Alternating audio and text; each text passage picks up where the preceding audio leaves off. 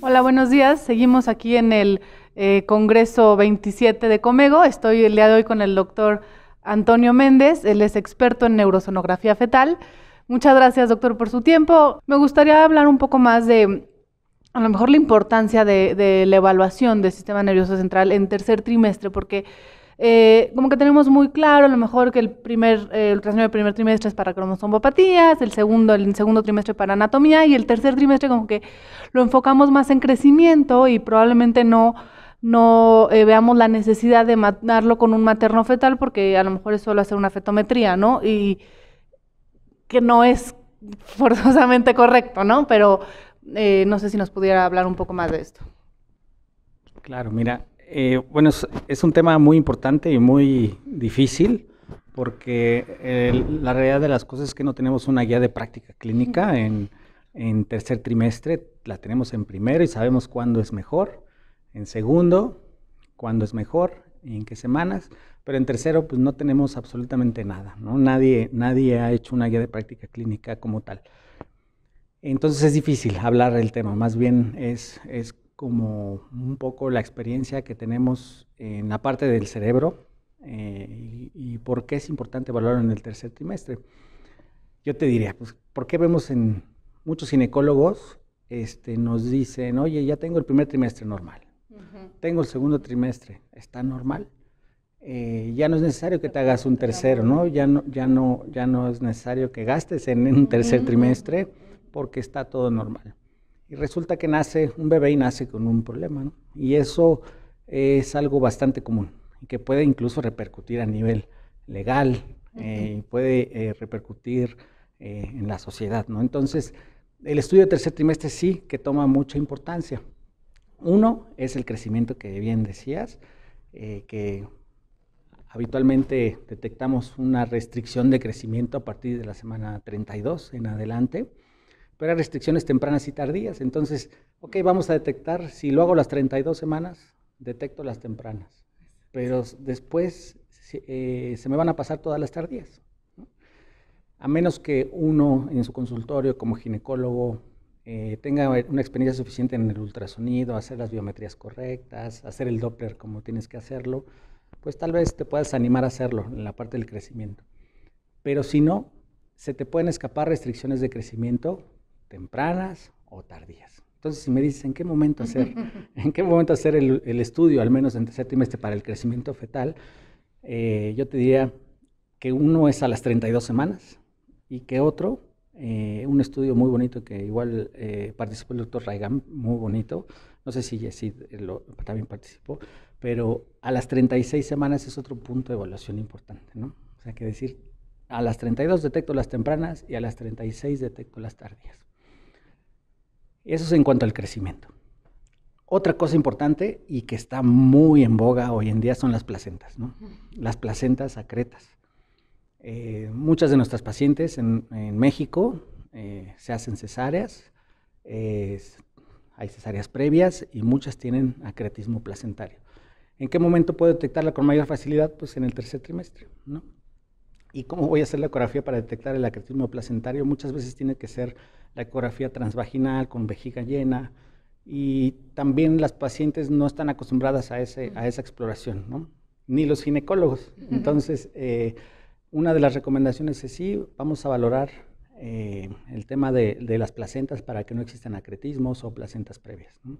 Y poder descartarlo. El tercer trimestre yo creo que es un buen momento para las placentas. Y otro es el líquido amniótico. El líquido amniótico que tiene una importancia muy fuerte. Uno, ¿cuántas veces no vemos que va avanzando el embarazo? Y muchas pacientes que llegan a la consulta y dicen, doctor, me operaron porque tenía poco líquido, ¿no?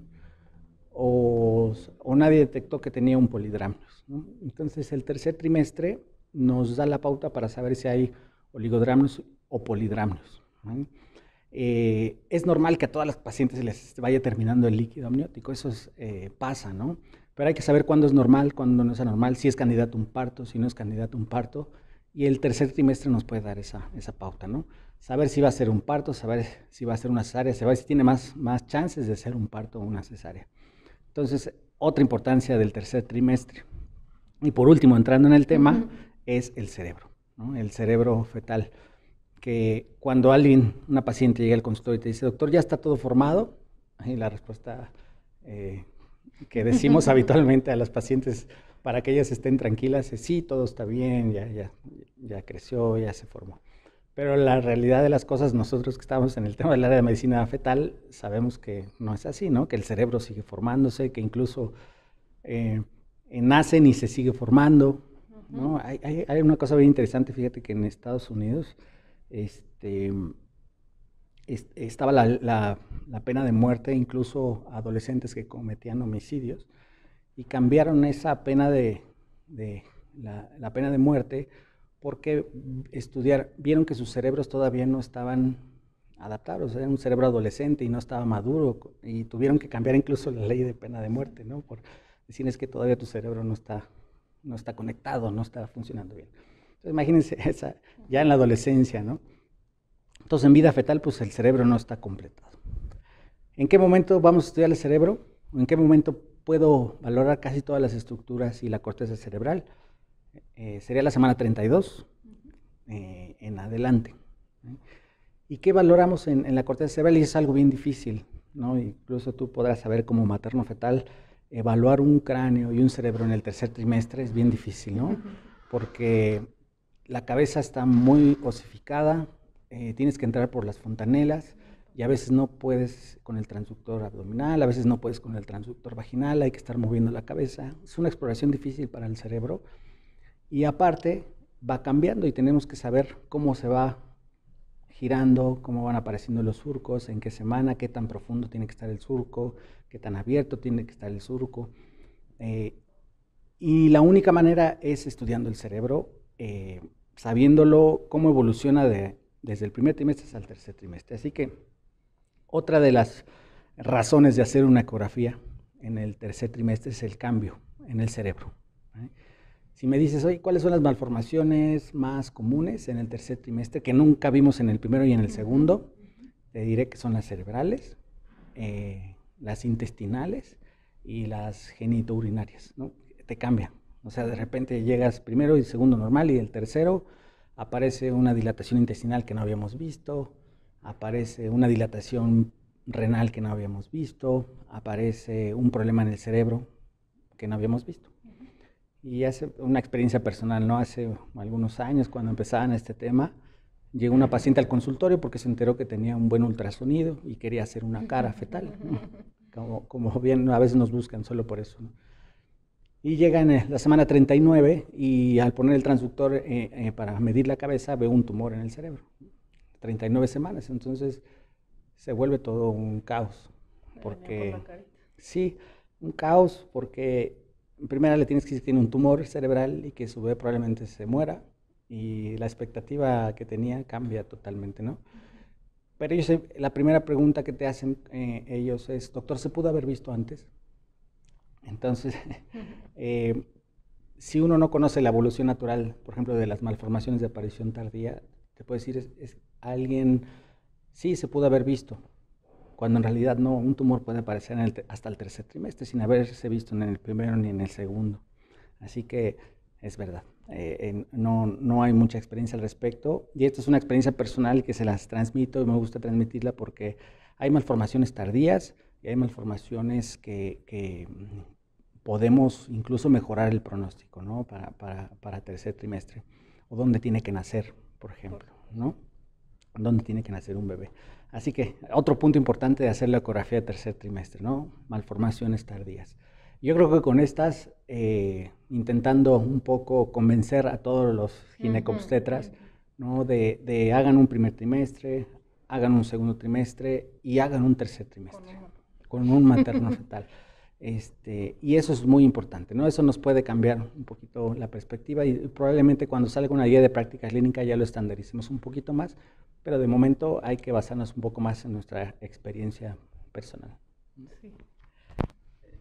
Muchas gracias. Nada más me gustaría recapitular un poco.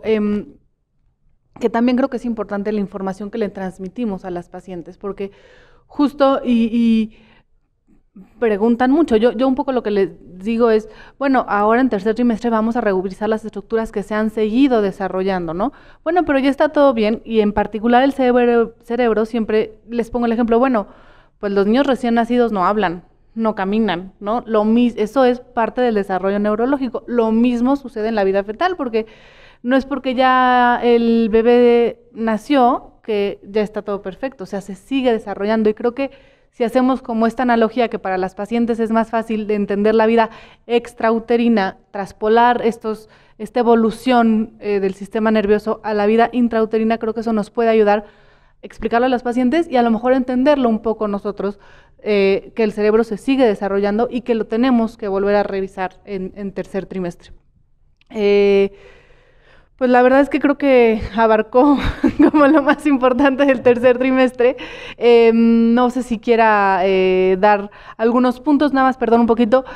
Entiendo que no en todos los lugares de la República hay maternos fetales a disposición. Creo que tenemos que tratar son 3 ultrasonidos en el embarazo, y creo que tenemos que insistir en las pacientes en que vayan con un materno fetal, aunque sea 3 veces en el embarazo, para hacer esos 3 ultrasonidos. Y pues nada, no sé si quisiera dar como algunos puntos para finalizar esta pequeña plática. Claro, mira, uno, y de primer trimestre, ¿no? Por ejemplo, nos dicen, ¿en qué semana lo hago? 11, 14. ¿Qué semana idealmente? 12, 13, ¿no? Segundo trimestre, que las guías te dicen 18, 24. ¿Qué semanas las hago idealmente? 22, 24. ¿No? ¿Por qué? Por las estructuras que aparecen en el cerebro después de la 20. No a las 18, por ejemplo, intentamos evitar esas pacientes, no a las 18, a las 19, porque todavía nos falta complementar esa exploración. Y tercer trimestre, semana 32, tal vez haya que hacer una evaluación en semana 32 y una evaluación en semana 36. Para estar más tranquilos y más seguros de que todo va a ir correctamente. Y otro tema, no otro tema, sino algo importante es decirles, ok, lo que veo por ultrasonido está perfecto, pero mi bebé va a tener autismo, ¿no? Mi bebé va a tener retraso mental.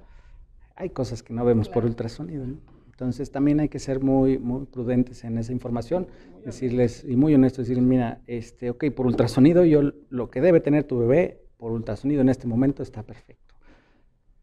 Pero hay que ver la evolución, como decías, ¿no? Un bebé no camina, no habla al nacer, no hay que ver la evolución a lo largo del tiempo, y hay problemas de conexiones nerviosas que no vemos, ¿no? Entonces, el cableado y la computadora interna no la vemos, así que todavía es un tema que seguro nos va a dar mucho que desarrollar, el cerebro, que es lo que menos conocemos. No lo conocemos en vida adulta, ni a nosotros mismos, menos a los fetos. Sí, yo creo que con eso concluiría. Muy bien, muchas gracias. Pues muchas gracias por su participación, por su disponibilidad, y esperemos que sigan disfrutando el Congreso. Gracias.